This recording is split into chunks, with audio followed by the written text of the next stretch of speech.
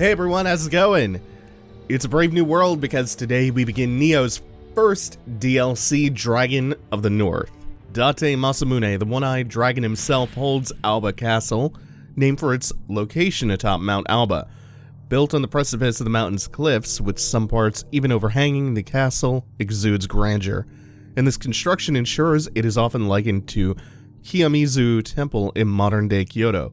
The striking thing about the castle, unlike others in Japan, is that it has no main tower, a deliberate ploy by Masamune to show Tokugawa that he harbored no hostility. However, with mountains to the west, sheer cliffs to the south and east, and 4 three-storied keeps within its main enclosure, Alba Castle was more than a mere administrative complex, and was clearly designed as a stronghold should war ever break out.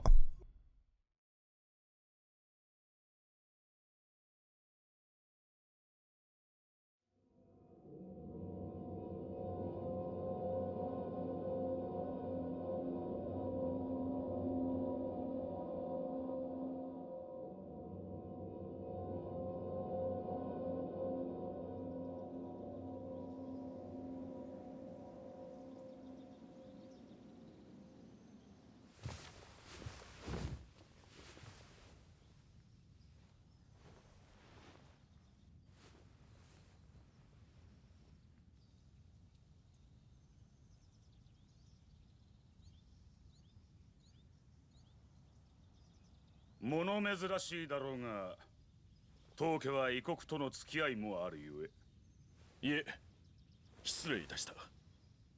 半蔵殿、こたびはどのような要件か。世は家康様のお力で天下太平。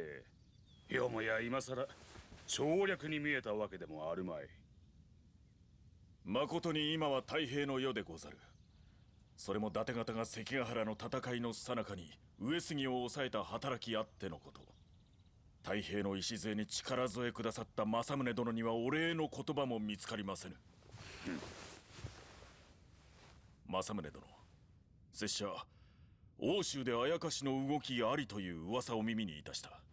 これは異なことを。あやかしなど取るに足らぬ噂でござろう。重長殿、太平は守り続けることこそ海洋。どのような火種が天下に災いをもたらすやもしれませぬ。よかろう。あやかしのことを耳にいたせば、お主に知らせよう。かたじけない。では、これにて。半蔵殿は異国の者とあやかしを重複したと聞く。確か安心は死にもした。ほう、それは惜しいことをした。鬼を切るという男、この目で見たかったものよ。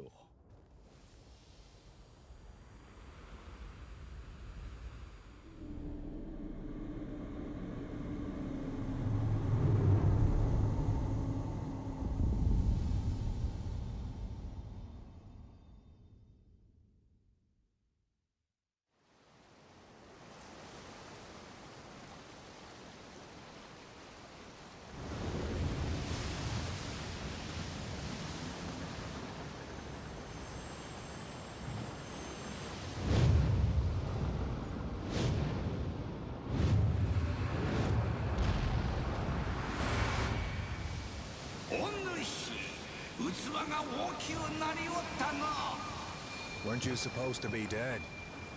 わしがつく隙間もありそうじゃ。それ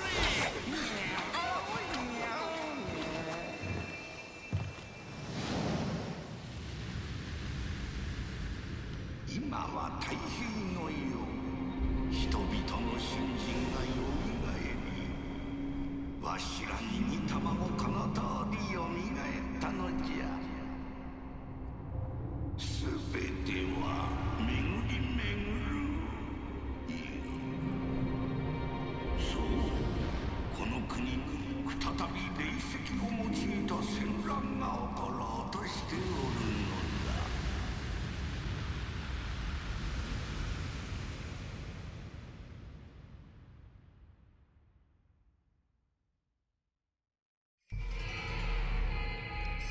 There it is, we get the white cat, Nikomata. Pocket watch cat. お主も察しておろう。半蔵に危機が迫っておる。半蔵は欧州の言う伊達政宗が霊石を集めておると突き止め、その目的を追っておる最中に消息を絶ったのじゃ。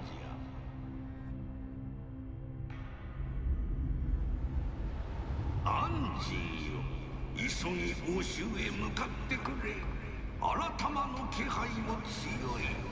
気をつけるのじゃ。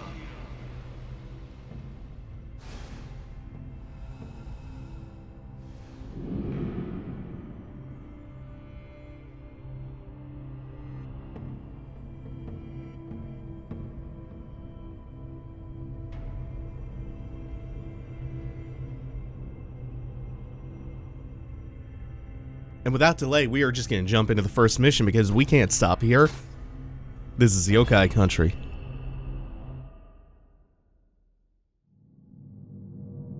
Tono, an impoverished village nestled sleepily among the mountains. Running through its heart is the Sarugaishi River, long said to be a habitat for kappa. Residents of neighboring villages rarely if ever venture into Tono on account of the many folkloric tales of yōkai that surround the area.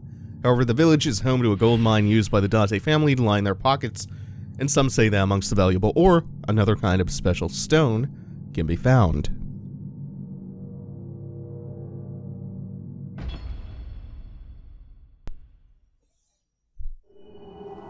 Yes, we're in for another fabulous frosted level, replete with new enemy types, a new weapon type that we will, in a second, get over here as a freebie. We get freebie Divine Odachi from this corpse. And Odachi is a very long, very heavy sword with incredible reach. And it is the sole new weapon type of the DLC. Before we switch over to that new shiny Divine Odachi, we're going to show a few things off with the axe, which shares visual design, kind of, with the hammer. Or rather, it shares the skill set with the hammer. That's so mean! That's so mean looking. And then we have one of my favorite hammer / axe abilities. Spin to win! Wow, he lived through that. We did not win with the spin. It's also got some fun stuff from low stance. The axe is somewhat similar to the Odachi in that part of it involves stance switching, or utilizing moves from other stances, like what I just did there. Now that we got a little teaser of the axe, I think we're going to switch over to the Odachi. We're going to use a couple of whetstones just to get that up to snuff, max our familiarity more or less. And before we continue up the stairs, we're going to come back through the Torii Gate, come back down here to get a Konama. Now we're ready to move on to that guy standing suspiciously in the middle of the square. He is, in fact, a new enemy type. It was a good dodge. And we are rapidly going to get samurai points because I have not yet toyed around with the Odachi very much.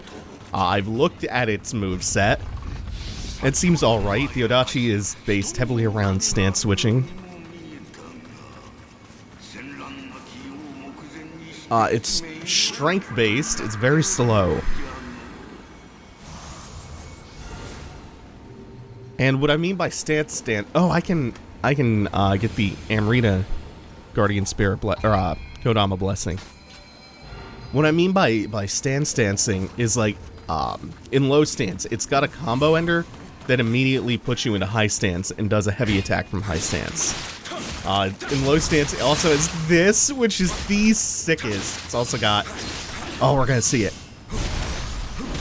My favorite grapple animation. It's so sick.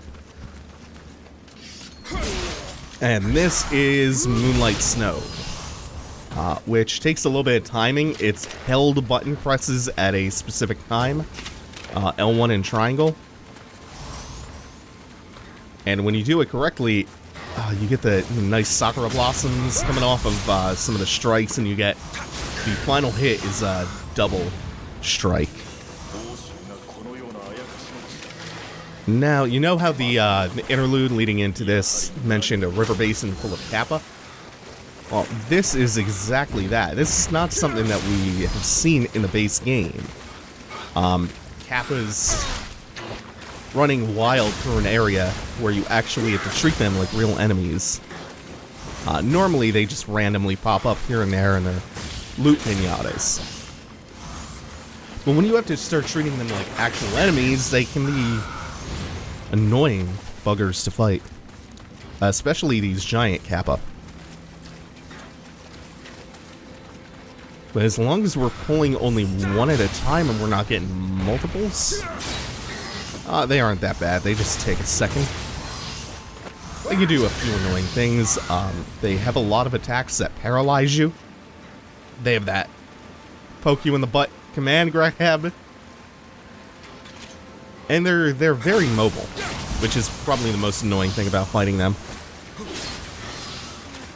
I think the larger kappa tend to move around a lot less, but they also have double the amount of those paralytic projectiles that they toss out. Jeez, that low stance monkey flip is my favorite Odachi move. It's a shame that does not do the grapple, or like a full animation for the backstab. So sick. It impales them and flings them around, ragdolls them with it. So I think the visual design of the Odachi is really, really cool. I don't know if I'm sold on the stance dancing stuff. Oh, these fuckers up here. There you go, low stance. Oh, he just came to me. It's really annoying when they dive kick, especially if they like cross through you and get outside of your range while doing it. It's one of the reasons I don't like them, because I feel like that tends to happen fairly often. We have another Konama back here that was being guarded by one of the giant kappa.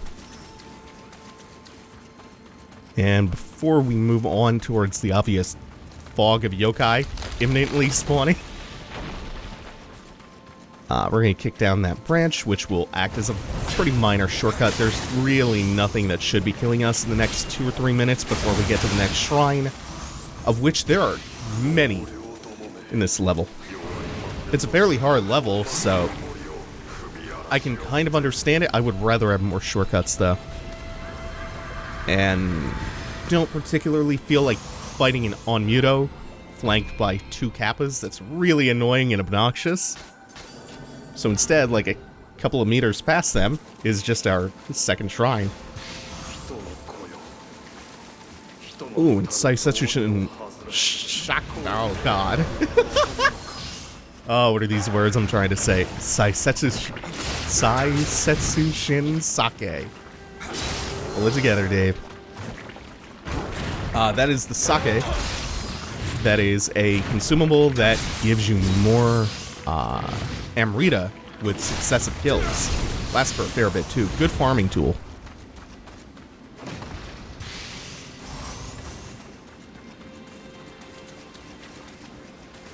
Let's see, I think I can take care of you before the one to my left showing up on the radar aggro's. There are actually 2 of these snake men.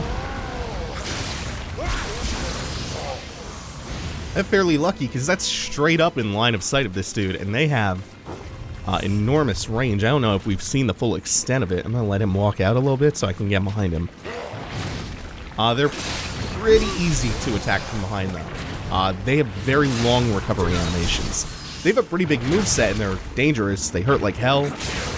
Long range, they have a command grab that's all around them. They spit fire and poison.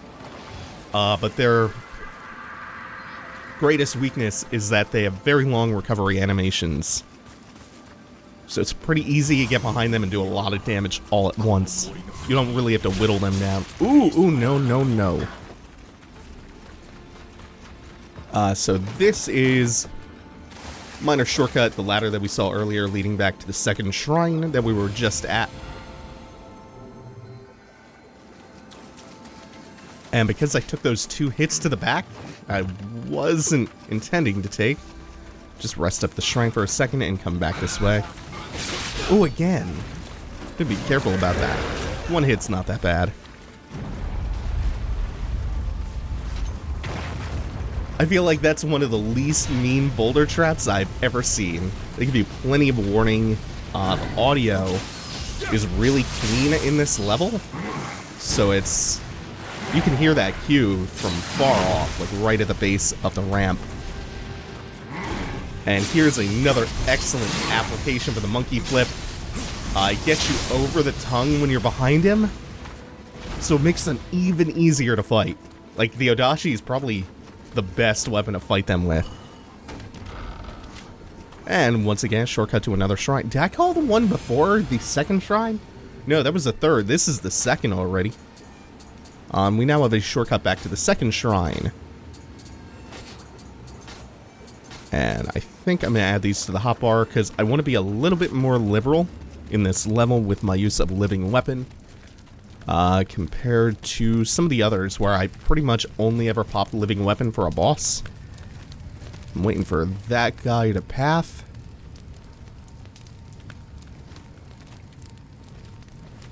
Did I ever finish this thought about the stance dancing? What I mean by that? Like, for instance, there is a I think I started this thought. There's a combo ender in low stance, for instance, where you do square combos, then you hit triangle as a combo ender, and it puts you into high stance and automatically does a high stance strong attack. And it counts as a skill, so it gets you the Karajishi buff. And it's a quick way to transition into that. I don't know if I'm thrilled with that aspect of the Odachi, but it's got a couple of things I like. Like, I like the L1 square combo in high stance, the 2 hits, that. I like Moonlit Snow a lot. I think that even feels really good to do, just the inputs, because it's so different from anything else. It's got its own version of the I quick draw, which I think is probably my least favorite quick draw. Sign of the Cross for the dual katanas, and then the regular EI quick draw for the regular katana. I both like a lot more. Oh boy. It's bad zoning, bad range, bad footsies.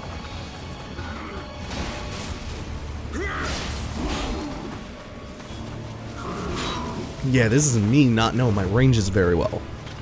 It's just that little bit of unfamiliarity with the Odachi, getting me caught by stray hits, because I'm trying to do one specific thing, and these things are dangerous as hell. I also find them, like, inordinately hard to read. Like, I always think that they are done with their combos before they actually are.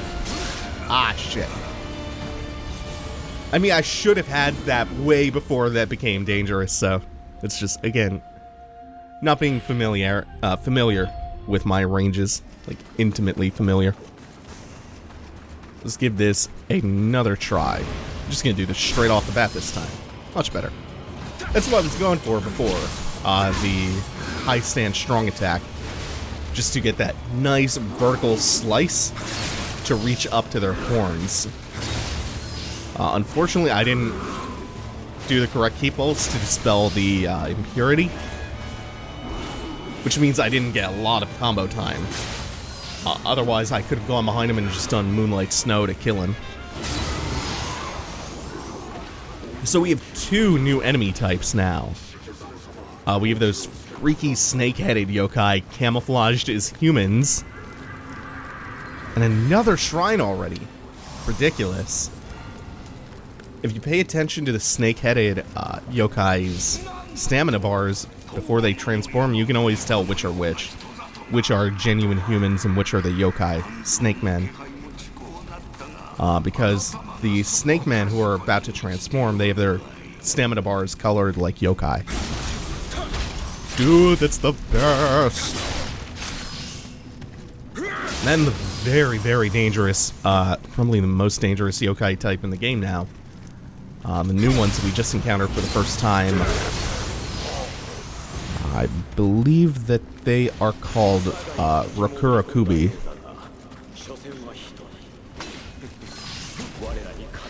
Oh, that's the coolest. Like, you plant the sword into the ground, vault over it, and then cleave it down.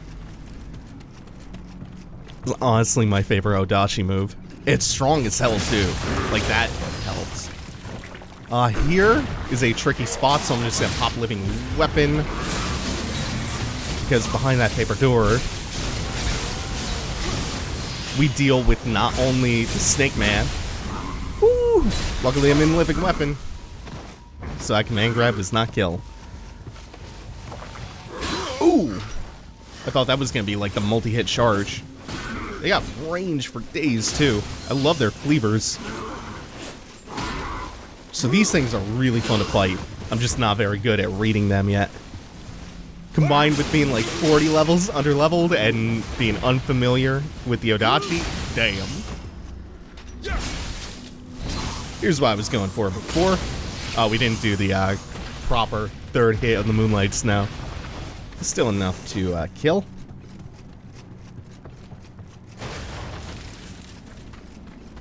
So there are certain aspects of the Odachi so far that I'm a little bit underwhelmed. This is gonna be yeah. Mimic, a little bit underwhelmed with the stance dancing stuff. I'm having a hard time finding like situations where it's applicable. And the damage actually isn't all that high. The DPS as well, but like even the base damage. This is doing like 100, not even 100 damage. More in max familiarity compared to that Divine Kusarigama that I got.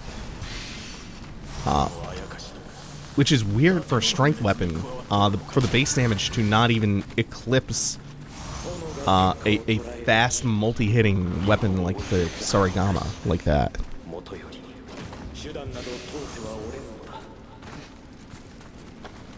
Feels like it should be hitting like a truck. It's only hitting somewhat hard. So this dude is going to become a Snake Man as soon as we pop him. That's fine. I actually think he's less dangerous in that position that way. Because he's wearing heavy armor, so when you fight him as a human, before he transforms, he actually tends to poise through a lot of your shit. So I like popping this guy. And then we have this to open up as a shortcut. There is another yokai back there. We're trying to separate this to just one at a time. Huh. It's more damage than I thought it would be. That guy is not going to transform. You can tell by the stamina bar being a normal human stamina bar. I'm getting somewhat oh, magic pixel. Shit. Range. Getting somewhat lucky that the yokai is not joining in. And I'm also not being pot-shotted by this Snake Man. He seems to have given up. So they keep mentioning Masamune and... Ooh, god, that attack is scary as hell. Really, everything in this mission is, especially when you're 40 levels down. They keep mentioning Shigezane and Date Masamune. Oh, rain, go away. Like poison, yes. Those two are cousins, actually. And they're both important figures in Dragon of the North. Okay, so now that we have everything else taken care of, we can just kind of come up here and clean house. This is still not, like, the ideal spot to be fighting this. Especially because if I fall off the bridge, I land into the spawn point for another one of those Rakurakubis. And that spawn point just happens to also be right over the shortcut. And it's a very important shortcut too, given how hard the boss is. It's gonna be one of the two most important shortcuts we're opening up in the entire level. So we want to make sure that is true. We get messed up with the defilement. So no chance to get a full killing combo in. So we just have to do this real honestly. When you're not being stubborn and obstinate like I am, or like I was before, going for the horn when you don't know your ranges very well, these aren't too bad to dance in and out of the ranges of and get behind. But you really have to be careful with where their combos begin and where their combos end.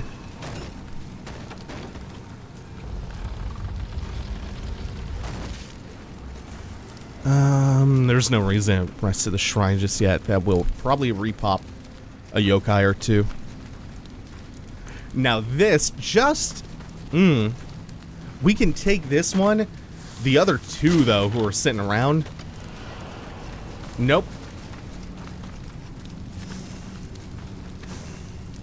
Yeah, there's no chance I'm fighting 3 of them at once. I was gonna say, I'll take the one and then run past 2 of them, but I think we are gonna make it like Joseph Joestar and skedaddle. And once you start running away, you cannot stop. You'll wind up having to fight those 2 at once, and then on top of all of that, somewhere around here, perched on some vantage point, there is a guy with a hand cannon. So it makes fighting any one of these individually a nightmare. So we are gonna, no shame in being a huge goddamn coward, just gonna run away, kill the guy with the hand cannon. We will be joined by just a regular, completely normal human. Who almost killed me. Oh. Sometimes if you hit them while they're climbing down a ladder, they fall off and you get a critical attack on them. Is there anyone else who wanted to fight one-on-one? I'll fight them one-on-one, but the moment friends are allowed to join in, I'm out. So that went very, very well for us. Sometimes you gotta treat it like survival horror and run away. That shit can turn into a nightmare real quick. Speaking of nightmares, we have another occasion to pop living weapon coming up, I think. It depends on whether or not we get lucky with a pull, which sometimes happens. These paper doors are so treacherous at all times. There's one of the umbrellas with paralytic needles back here. We did not pull one at a time. He is accompanied by probably the worst thing they can be accompanied by. Living weapon did not finish the job on him. It did get the umbrella dude. Which, weirdly enough, is the main thing that I was concerned about. Kill him with the living weapon. Now we appear to be in some kind of barn or stables. And we're basically done with the level. We have the boss up ahead. We have a Kodama down here. We have a shortcut right in front of us to open up. Now we have, oh yeah, and the 2 guard towers, which I don't think are anything. There might be a chest on the opposite side. Sure, why not? Some garbage. Oh, Summoner's Candle. Oh, and Moment Talismans, I guess. It's alrighty. It's alright. So now this gives us a straight shot from the shrine to the boss, and we will rest this time because we are carrying 1,000,000 Amrita, which will be good enough for 1 level, and we'll also charge our living weapons since we just used it. And I absolutely 100% want at least 1 use of living weapon. So up and away we go. See how quick this run to the boss is now, because he's right through this gate. And that's for good reason that they give you a short run to the boss.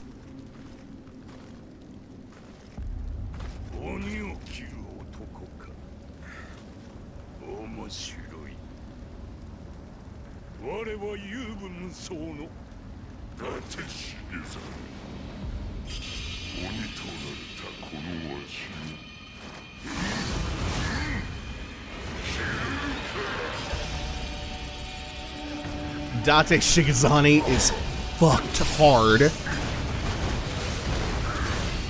That combo right there, if you get caught by any part of it, even blocking, you die. That command grab is, you know, on the brink of death if you get hit by it, but it's really easy to dodge.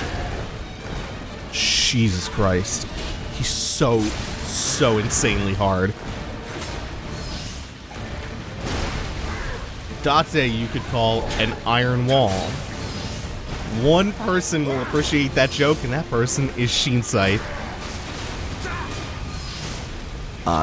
So he's got that combo starting from the sword strike, that if any part of it touches me, I'm dead. If he lands a 2-hit combo, I'm dead. That's harder for him to do, though. If he lands a grab, I'm a snowflake touching me away from dying. His damage output is just beyond. I do believe the horns and the centipede head, the horns on those, cause him to take extra damage. Fuck. He's right on the verge of being out of stamina, so I know what my play here is. Do as much damage as possible. I have a very specific plan here. That's good damage that we got him. He's about to kill me, is what I was gonna say, I guess. That was a split second hesitating on whether or not I wanted to pop Living Weapon immediately. So the plan. It's exactly the same as before. I did perfectly before, right up until the point I died immediately. The plan is to whittle him down slowly with individual high stance strikes. Keep my distance, attack from long range, or at the max range of the Odachi if I can. Time to dodge as well. When he is just about out of key, I am going to pop a power pill, and I'm going to finish that with a skill to get Karajishi up. Then, after he has started phase 2, we're in Living Weapon to finish this out. That is a perfectly executed plan. The only thing that changes in phase 2 is he starts doing extra earth damage, like he needed it. And he can special attack or moment talisman out his Centipede Guardian Spirit, which is just an extra projectile. And his range increases.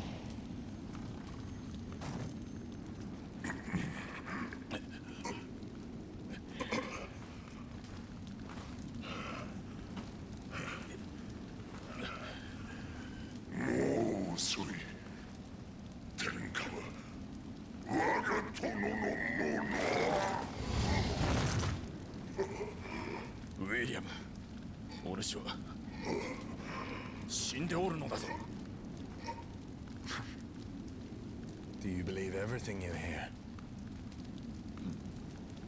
よう戻った。ウィリアム、青葉城へ急いでくれ。わしはやるべきことが残っておる。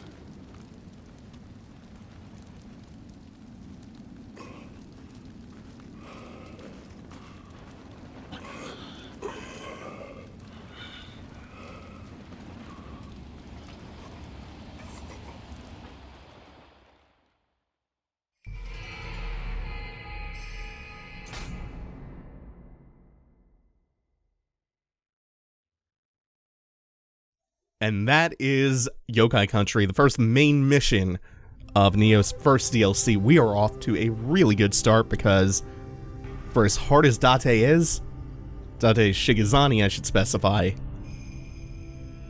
that was really fun, as was the whole mission. Thanks for watching, everyone. Take it easy. Have a good one.